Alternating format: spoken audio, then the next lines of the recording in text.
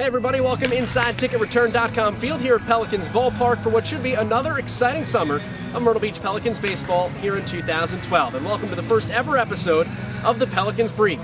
I'm your host, Joel Godett, and I'll be with you throughout the entire 2012 season, giving you the behind-the-scenes pass and inside look at the Myrtle Beach Pelicans. On today's show, we're joined by second-year manager Jason Wood. He talks about his experience managing for the first time last year and his expectations for this year's team.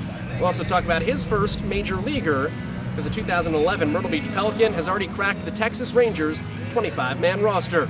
We'll be joined by two Pelicans from this year as well, highly touted pitching prospect Cody Buckel, his unorthodox pitching delivery, his expectations for himself, and also some of his hobbies away from the game of baseball. There's a Disney Channel tie. First baseman Andrew Clark also stops by. He'll talk about his brief stint with the Pelicans last year and what he's looking forward to here in 2012. We'll also put first-round pick Jake Skole on the 60-second hot seat and go inside Fanfest and find out who won the Pelicans' second annual Homerun Recipe Contest and where exactly in the ballpark you can find those good eats. All that and much, much more coming up on this, the first ever episode of the Pelicans Brief. Stick around. Come out to TicketReturn.com field at Pelicans Ballpark and catch the Myrtle Beach Pelicans in action. Grab a phone or head online to MyrtleBeachPelicans.com. Tickets start at just $8. Group rates start at 15 people. Ask about all-you-can-eat picnic packages, luxury suites, contract at a beach, America's only baseball front beach, and check out our fundraising options. Why not have a baseball birthday party? For more information, give us a call or head online. Baseball's even better at the beach! In the coach's office here in the clubhouse now, we're joined by second-year skipper of the Pelicans, it's Jason Wood. First off, welcome back to the Grand Strand. Thanks, Joel. It's nice to be back here and looking forward to an interesting and yet eventful year this year. I want to talk to you a little bit about this year's team, but before we get to that, you've got 1 year of managerial experience under your belt and you've already got a big leaguer. Talk to me a little bit about Robbie Ross and what you saw from him last year. And I know you were in big league camp a little bit this year, so you got a chance to see what he did on the major league side and I guess how well-deserved that spot on the Rangers roster is. Yeah, I mean, well-deserved from a kid who just threw the ball really well last year. And, you know, I got to see Robbie 2 years ago in Bakersfield and as a starter and did a really fine job and learned how to pitch a little bit more. And then last year, coming into this league, in the Carolina League, was, you know, more of a pitching league. And what he did last year was something, you know, pretty successful as far as just taking advantage of what the field gave him in a sense. You know, this is a ballpark, the ball doesn't really fly too well. He gets his ground balls, he attacks hitters, and for him to show that last year, in a sense, he pretty much dominated this league. And it was just kind of a fluke thing that he got an invite to big league camp. I don't think he was really on their radar as far as a 40-man guy yet anyways. So he got this invite to big league camp this year and just ran with it. You know, he did a wonderful job out of the pen. I think he had one start. He may have only given up 1 or 2 runs this entire spring training. So what a fantastic story coming from a great kid, and it's good to see Robbie get to that next level, and I plan on seeing him there for a long time. Good message for other guys at this level too, because in some senses, I think when you look at high A, you're so close but yet so far to the major league level, and then you look at a guy like Robbie who 3 months from, you know, season-wise, 3 months from pitching at high A, he's in the major leagues. Kind of hammer home how close some guys really are and how much effort you really need to put in. Oh, without a doubt. You know, looking at what Robbie did and the likes of Joe Whelan, who we had last year, and Robbie Erlin. I mean, you look at Joe Whelan, who we traded for Mike Adams. He went down to the last cut with the Padres. He was, you know, he was that next call to be getting called to the big league. So, you know, they take a lot of notice with what the pitching does in this league, and it's something that these guys handled really well last year. And you look at a guy like Mike Olt, for instance, had him last year, got a chance in big league camp this year, and made the most of it. Had a great, you know, a great spring training, and he's probably next on their radar. If something happened to Beltre or something, he would be close. So it can happen. You know, you're just a phone call away, like they say, whether it be an A ball or double A. Yes, obviously a little bit closer in double A, but you know, there's a lot of talent in this league. This is a great league, and it's just anything can happen at any given time. No drop off in talent certainly from last year to this year's group. Let's start on the pitching side of things. You look at Cody Buckel, and you've got 2 40-man guys already in Wilmer Font and Roman Mendez. You're going to feel pretty comfortable handing that ball off every day. I do. I like these arms. I really didn't get to see a whole lot of them this year in spring training with the way our schedules worked. They were pitching in you know, AAA and AA, but I'm excited. This is a group that pounds the strike zone, something that our pitching coach Brad teaches, and that's what these guys are going to do. So we've got a lot of good arms, a lot of strong arms. We've got some bullpen depth with guys like Osborne and Reyes and Rodabaugh who have been here before, know how to pitch in this ballpark. Looking forward to it. Do you know who's going to get the ball on Friday night for you? As things go as expected, Bleke will get the ball on Friday night. And I guess kind of how the bullpen shakes up too. I know sometimes those things are a little fuzzy at this level, but who kind of fits into what kind of role? Well, right now it's with me not seeing a whole lot in the spring training and Brad knowing a little bit more about him than I do, but it's pretty much bullpen by committee. Kind of see who's ready, who's up. We don't really have an established closer yet. We'll let that take place when it comes. But we've got some setup guys. We've got Osborne who can go the distance. You got Jimmy Reyes who will do some stuff against lefties. There's some depth in there and some good arms. So we'll just kind of let this play out and see how it goes. But everything set aside, there's so much confidence in those arms in there. I think we'll be fine. On the offensive side of things, you go from one really highly thought of third baseman in Mike Holt to another equally as highly thought of third baseman in Christian Villanueva, a guy that headlines a really young group of offensive stars for you too, be it him at 20 years old or Jake Skole at 20 years old. Talk about the dynamic of the talent that you have, but a little bit of the youth and an experience that plays in there and how those meld together. Well, I think the one thing good about this group is they are young. Obviously, we know that.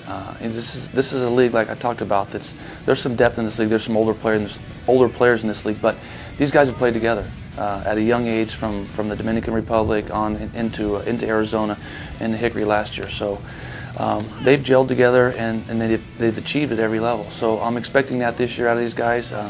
With Villanueva at third base, the likes are very similar to what we had last year in Holt. He's got a great glove.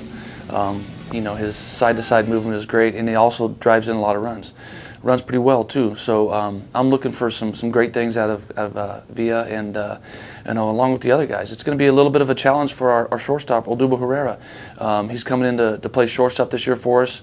Profar is going to make that jump to Double-A, which the organization has decided on. So we've got Herrera here. He's a great infielder. Played a lot of second base. Hasn't played a whole lot of shortstop. Our work's cut out for us, but he's got great hands, and you've got Torino back over at second base, who's familiar with this league, familiar with this field, so that'll be good. And Andrew Clark going to take over at first base, and he's been here last year, and hopefully we'll get some RBIs out of him this year and kind of go on that route. And then the outfield, you got a young one in Skole, and we'll see how he does. And of course Hoying's back, so expecting some big things out of him this year. We'll let you go on this note. Talk to me about you, second year as a manager. What'd you learn from year one? What are you excited about in year two? Are you kind of chomping at the bit to put some things back in action? Definitely. Knowing a little more familiarity with what's going on, and my idea is just to put the right program, the right kids on the field. Let these guys play for 7 innings. The 8th and 9th inning are mine, and that's whatever needs to be done in the 8th and 9th inning. That's mine. But for the most part, let them play, develop these young kids as we can, and get them to that next level. And at the meantime, stay competitive on the field, and that's something I hope we do this year. Jason, appreciate the time. Thanks for having me. Second-year Pelicans manager Jason Wood will continue next. Cody Buckel, Andrew Clark will both join us here on the Pelicans Brief.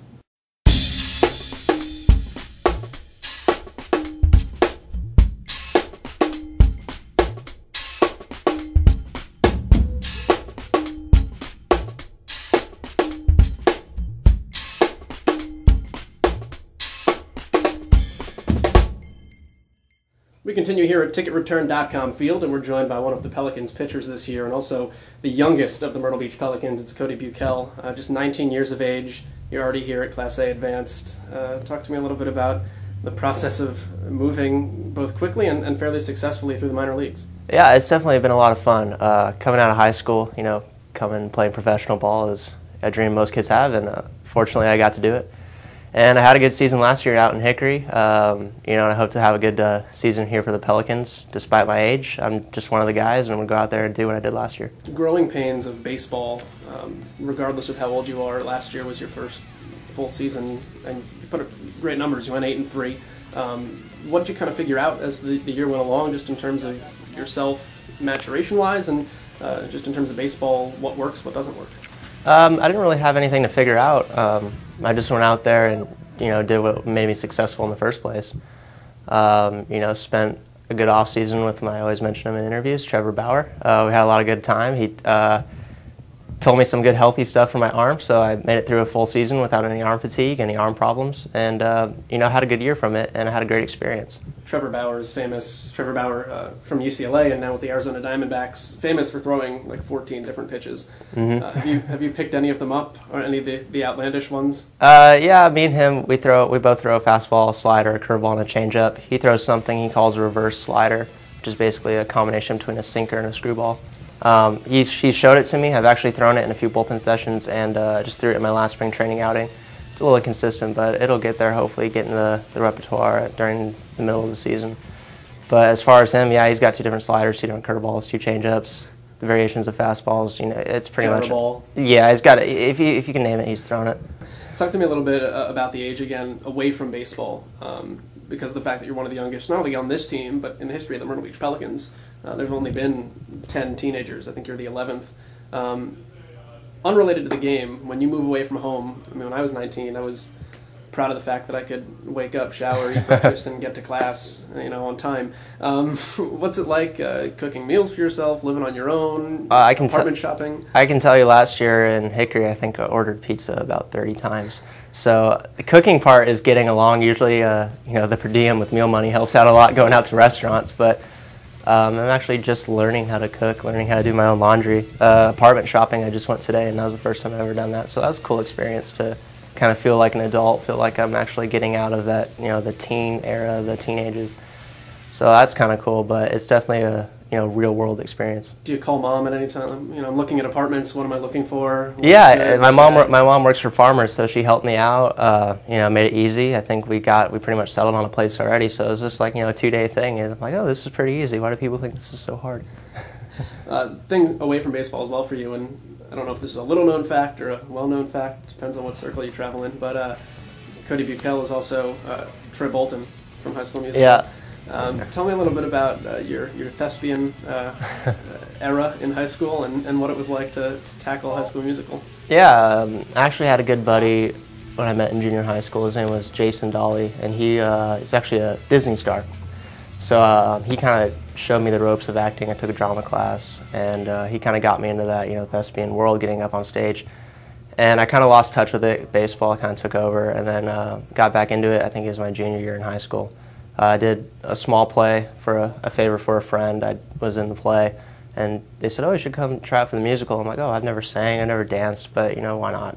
Ended up getting a lead role. So, but it was definitely a lot of fun. I don't regret it. It was a lot of fun to get up on stage and look like a doofus in front of everyone, but it's definitely something that in the off season I'm actually looking forward to doing some acting roles and maybe some commercials. But it's definitely a part of my life, and it's a lot of fun. What did guys think then in terms of your baseball friends, and what do guys think now? Do your teammates know that you dabble in acting? Yeah, a few of them know. They don't really ask me too much about it. It's more just, I have a unique pitching style and unique pitching ways. As you can tell, I'm good friends with Bauer.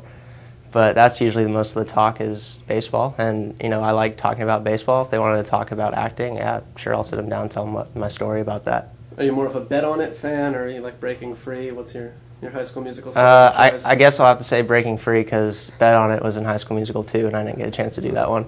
That's more knowledge there. Cody Buckel, appreciate the time. Best of luck here on the beach. Thank you. And we continue next right here on the Pelicans Brief.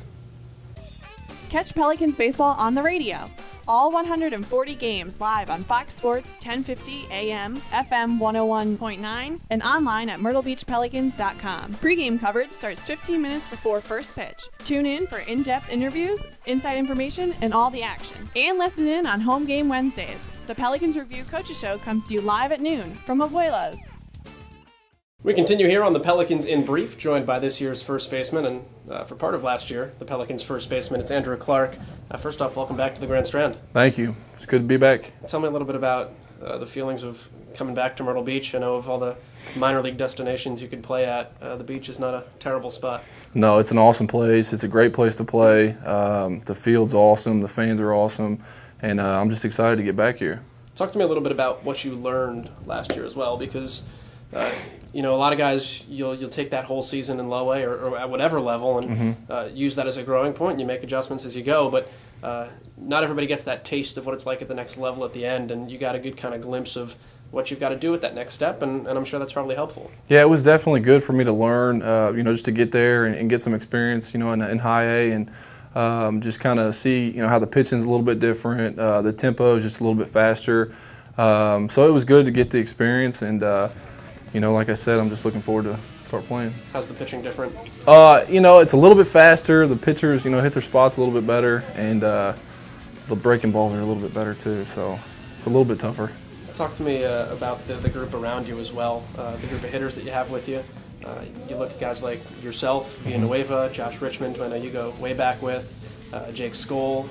Got to be pretty confident you can put up some runs. Yeah, it's nice to play with those guys last year in Hickory, and then those guys get moved up here. We played very well together, and hopefully we can put some runs up, maybe get some home runs, and win a lot of ball games. Talk to me about Josh Richmond in particular, because it happens, but it's not often that college teammates get to play with each other on the next level. So from a personal standpoint, from a comfort standpoint, is it great that you've got a guy that that you've hung out with, and then from a teammate perspective as well, I'm sure you guys read each other well on the field and maybe coach each other a little bit differently having played so long? It makes it more comfortable to have a teammate that you played years with, in college and stuff, and plus we do a good job of motivating each other.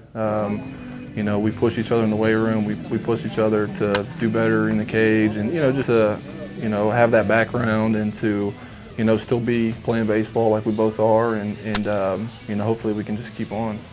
Louisville Cardinal yourself, so first off, congratulations. Final Four, go Cards. Go Cards. Talk to me about the Louisville experience. I know that's built into one of the premier baseball programs in the country that a lot of people probably don't even know about, even with the College World Series birth a few years back and everything that's followed. But to play at that level, and Dan McDonnell is a guy that really pushes his players, how that prepared you for where you are now? Just playing at Louisville, like you said, Coach Mack he's a big motivator. He always motivates his players to, do extra things, behind practice and just lifting weights and stuff, just to go in there and get your extra cuts in and just do things just to be uncommon, really. And he's a great motivator. It was a great experience. We had an unbelievable year. I mean, my senior year was unbelievable, and we just fell short in the regional. But, we had overall it was just a great college experience. And, it definitely set me, to be here in this minor league. It's a grind, so it's definitely it was motivating for me. You said he's a great motivator, and I've spoken to Dan McDonnell before, and some of the things I know he's talked about, they've got the shirt with whoever gets the shirt after the game, and I don't even know the whole meaning of it, but I guess in terms of who's the player of the day or practice player of the day, I know he's involved pizza as motivation. Has used the words organic milk to describe expectations. What does all that mean to you guys at the end of the day, and does it carry over? Because obviously it works. I mean, obviously when you're in college, you got to have something to kind of push you a little bit more and to motivate you. But he does a good job of I don't know. I guess like treating us like little kids. Say, hey, you get a pizza if you win. It's pretty cool and it works. The pros? Yeah, maybe. I mean, hey, or throw extra $100 on our paycheck or something. But it's cool and it works, and we always push each other in the program, at Louisville and stuff. We always push each other, and we were successful. Andrew, I appreciate the time. Yeah, thank you. I appreciate it. Thank you. We continue here. It's first baseman Andrew Clark. Much more to come on the Pelicans Brief.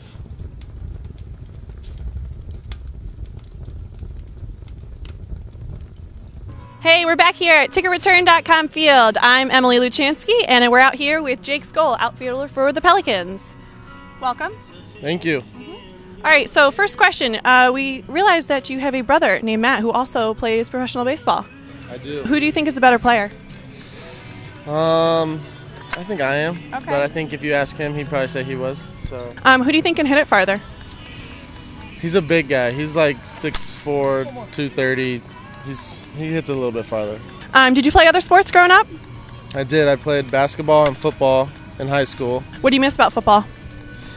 I miss running out onto the field, like just the atmosphere. Football is a little different than baseball, but, you got to give one up for the other one. So, who do you think, Tim Tebow or Mark Sanchez? I I would say Mark Sanchez, but I just read Tebow's book and liked it, so I think I'm going to have to go Tim Tebow right now. I haven't read it yet. I'm going to have to do that. Favorite baseball movie? I have to go with Field of Dreams. It's a good one. It's my favorite too. Final question here. Do you think you could homer off of Kenny Powers? I think so. I mean, in his prime, he looked pretty good. But as of right now, of what I've seen on the show, it doesn't look like he's too much. So I think I could take it. All right, Jake, you're off the hot seat. Not too bad. Not too bad. Not too bad. All right, thanks for joining us, guys, and we'll be back with the Pelicans Brief.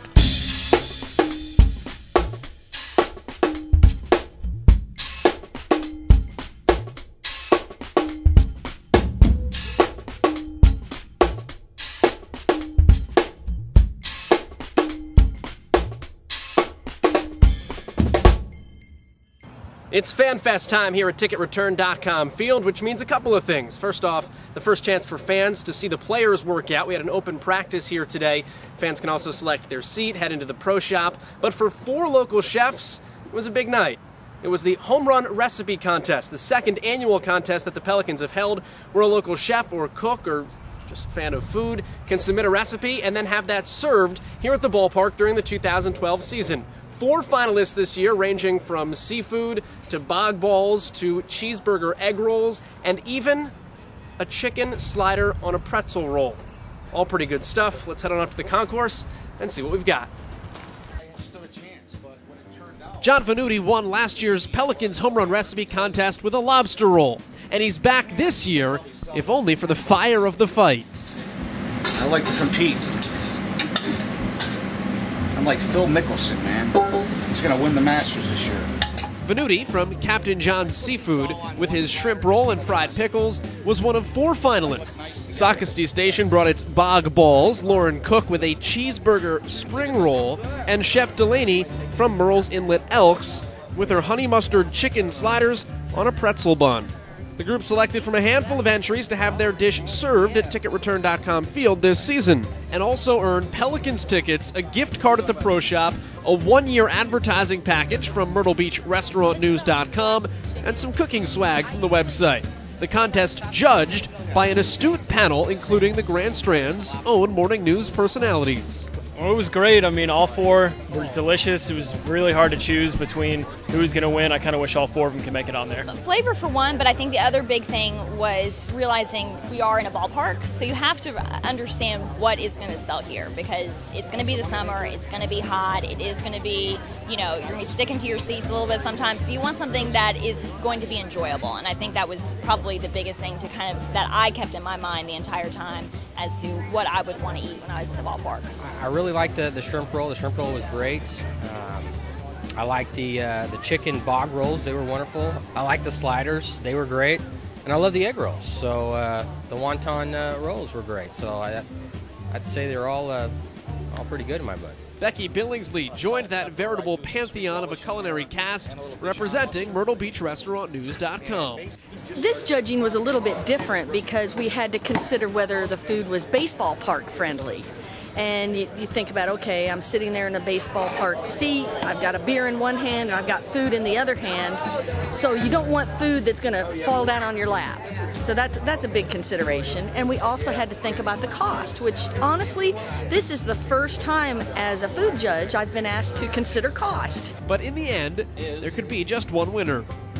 Chicken bog balls.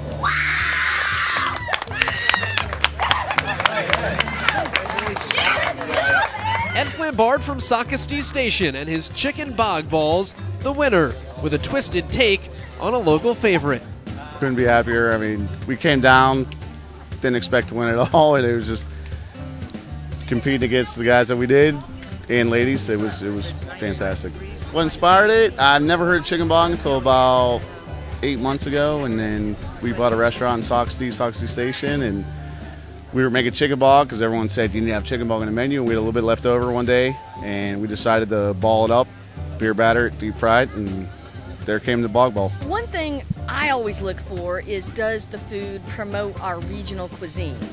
So bog balls, that one definitely popped out at me because it's chicken bog, but it's also unique. and it's easy to eat in a ballpark setting. So look out for bog balls at ticketreturn.com field this season. And if you happen to be in Southern California, look out for Ed, too. What am I going to do now? I'm going to Disneyland.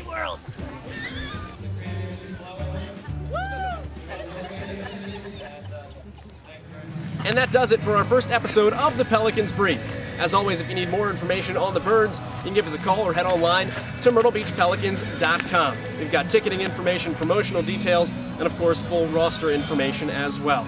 And we'll see you out here next time at the ballpark. Until our next episode, I'm Joel Godett. Thanks for stopping by.